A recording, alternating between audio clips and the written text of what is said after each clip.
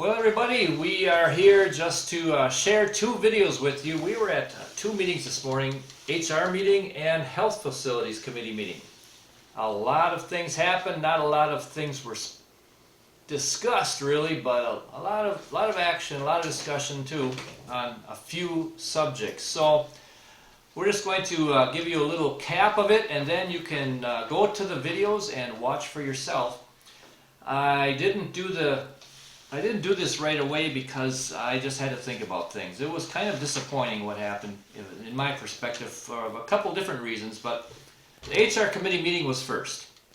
And they talked about regular business, but came up with two items. One is the mandatory vaccination rule that came down last week, I believe. They're trying to figure out what to do with it.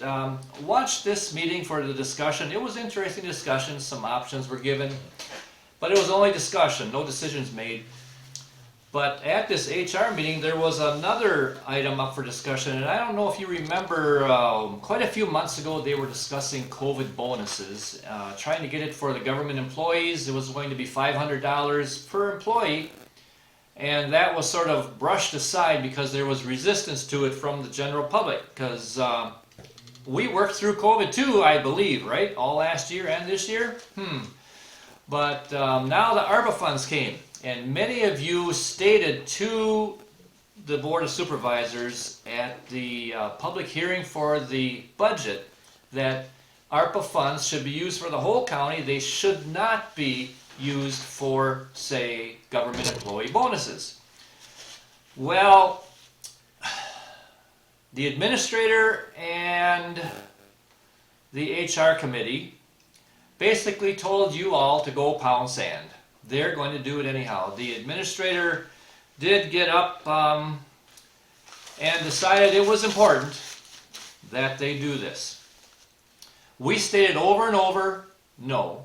And also the board as a whole, and it was decided at the exec committee that they would not have a group of people determine what ARPA was going to be used for, but the whole board was going to decide. They've sort of changed that idea to, well, it starts at a committee level and then it goes to finance and then it goes to the full board. Nothing has really been determined.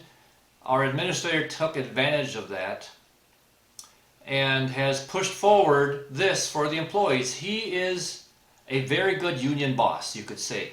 He's working for the county, but he's representing, and I don't even want to say the employees so much anymore, because actually many employees really don't want this bonus. Number one, it really makes them look kind of poor. It's a poor image to say, hey everybody, we have this free money coming in for the whole county, but we're going to take some for ourselves. There's many that do not want it, and they're just going to end up paying more taxes. But it seems the administrator and some department heads in particular just can't leave this rest. I don't think they're going to sleep until they get it. And watch this video and see our administrator, Jim Milkey. He did an amazing performance. I mean, it didn't even just go for a minute. He talked, let it settle in, and he saw he wasn't getting through yet, and then he came from a different angle, and that wasn't quite working, and he came from another angle, and I said, hey, he's not going to give up until he gets this, and sure enough. One of the last arguments was, well, other people are doing it, so we have to too. That doesn't really fit well with me, and I don't think you should settle for it either, but that's the way it ended. And then the HR committee, watch how it was decided. One of the supervisors actually made fun of the whole other board in his comments. The board of supervisors were basically laughed at and mocked by this one supervisor who thought he was the monkey's uncle. So watch that one, see what you think of it. But it went through the HR committee, just said, okay, let's do it. Unanimous vote. Go figure. They told you to go pound sand too. Go figure. So now it's going to go to the finance committee, and then it's going to go probably, if it gets through the finance committee, it'll go to the whole board. We'll see what happens there. Ironically, the full board has been trying to meet, well, they've been meeting, it's just that they get quorum, even the last time, about strategic planning, and the administrator doesn't even want to wait for strategic planning to be over to get this through. He is in such a rush. And this doesn't have to be decided until 2024 though. I think the end of 2024 is when you have to have this figured out, and then you get to the end of 2025 or 26, somewhere in there. It's way out there before you have to have it all accomplished. So they need it now. So watch it. See what you think. Hey, email supervisors, call supervisors, even the supervisors on this committee. Keep in touch with them and let them know what you're thinking about this. We're going to go on to the next meeting, and you can watch and view the health facilities meeting. Now, they specifically met, this was an emergency meeting to specifically discuss the mandatory vaccinations that were demanded by the Biden administration per a rule that came down, I believe, last week.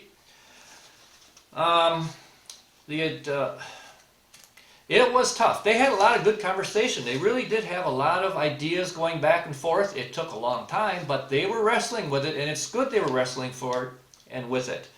Because there are a certain percentage of employees at Clearview that have refused to take the vax. What should we do with them?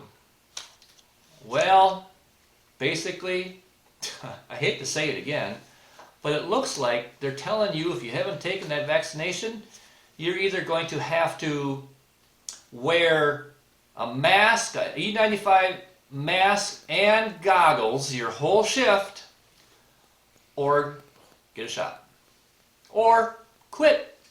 So it's like, to me that says, go pound sand.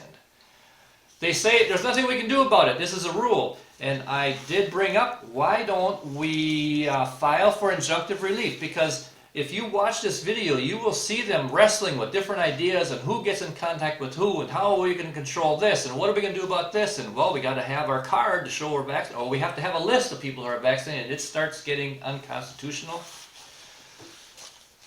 Well, the leadership has decided 4-1. One of the supervisors did not go for this, but they're going to pursue this with Clearview. And I would hope that if you're a Clearview employee, that you're going to take this serious, and if you don't want this, you're going to have to start standing. We as supervisors can only do so much to fight this, and it's going to come down to a little bit of action. Here's another ironic thing. Just found out tonight, 13 states have sued to block Biden administration's vaccine mandate for healthcare workers. Not one, not two, not 10, 13 already. So let's encourage Dodge County. I mean, our state isn't going to do it. We're not set up politically for that to happen. But why can't Dodge County do it? We have 6 or 7 lawyers on staff. They can go and accomplish this if we really want to look out for all of our staff at Clearview. Where is some original thinking? Not just, well, this is what they said, this is what we have to do, kind of stuff. I mean, that you don't have to have a PhD to figure that one out. Let's do some originality here. How about we have, say we have 25% of the staff is not vaccinated, and they don't want to get vaccinated because there's been plenty of opportunity, they just don't want it. And if you look at the exemptions, there are so many hoops to jump through for those exemptions. I mean, the reasons for denial for a religious exemption basically make it impossible. And then you have an HR head that's supposed to be a religious expert to decide if it's going to be or not be. But how about if we take 25% of the staff that's not vaccinated? This is just an idea. There's probably other ideas if we would sit down and think about it. And maybe the staff has to help think about it. Get with Ed and start saying, how about this? How about that? Give ideas so we don't have to be forced into this box that we don't want to be in. But how about a wing that doesn't take any federal money, that is more of a private wing that you can be unvaccinated and then the rest of the building can be for the federal money people? I don't know. There has to be some other ideas, but no one is really looking to think about them.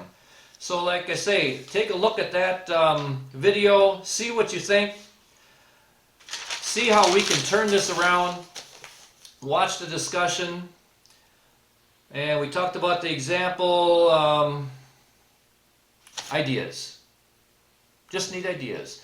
Listen to what they talk about.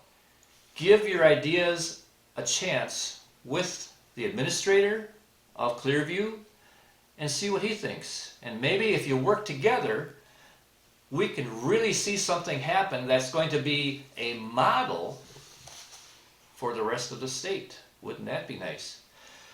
So that's it in a nutshell. I hope I didn't miss anything. That was about it. Take a look and go according to the agendas. I think that's time-stamped, right? Yep, it's all time-stamped, so you can go and listen to what you want to listen to. And we're going to keep in touch with this. There's another meeting in 2 weeks, I believe, to discuss it. The lawyer, Kim Nass, is going to be looking at the rule and seeing exactly where things fall.